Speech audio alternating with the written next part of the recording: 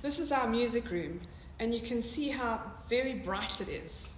And this is one of our rooms that was problematic, especially in the summertime, because the teacher could simply not be in here. It was too hot. And you'll see how much sun is coming into the space through the big glass windows. And the glass windows are beautiful because we can see the mountains. And it's beautiful in winter because the sun pours in and it warms the space, which is exactly what we need. But in summer, it is just too hot to be here because we reach temperatures of up to 45 degrees in Paarl in February in the hottest weeks. So it was a very interesting design problem to try to solve. So we explored many things. As always, we began with the most practical, something that we know, which is putting a blind in the window. But we couldn't find blinds that met our sustainability requirements. We couldn't find a blind made of a natural material, made in South Africa, that was compliant to the living building standards, which is the set of standards that we hold ourselves to in everything we do at Green School, our building, our design, our procurement. All blinds that we could find were either not manufactured in South Africa or not made of natural materials. They were made of plastic with a reflective backing, which was not chemical free or compliant according to the Living Building Challenge and the Red List chemicals.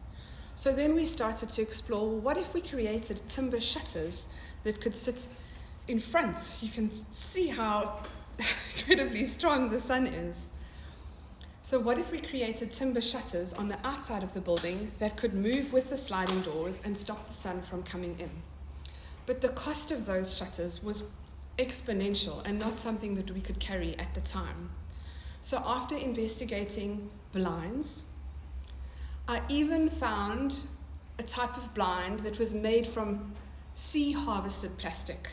And that for me as a designer was mind-blowing, to think that we as a human species are harvesting plastic out of our oceans to make blinds for people to put in our buildings. So that was a very interesting thing to come across because it's almost repurposing waste, but we couldn't quite wrap our heads around the fact that we were harvesting plastic out of our oceans to make blinds. The cost of these was also exceptional because they were made in Europe and would need to be imported. So at the end of the day, we looked to nature, and we've done this for all of our spaces through our campus.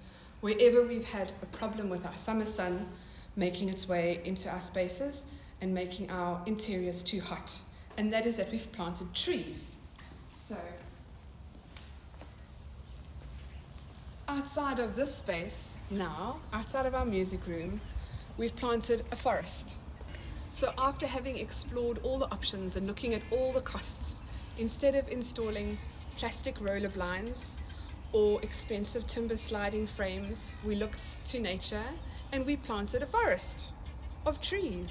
Some of these trees are evergreen, so that in winter there is dappled light entering the space, and some of them are deciduous, so that in summer they thicken up and they prevent the sun from entering our music room, and they are a wonderful passive way of controlling the heat gain in the interiors of our buildings.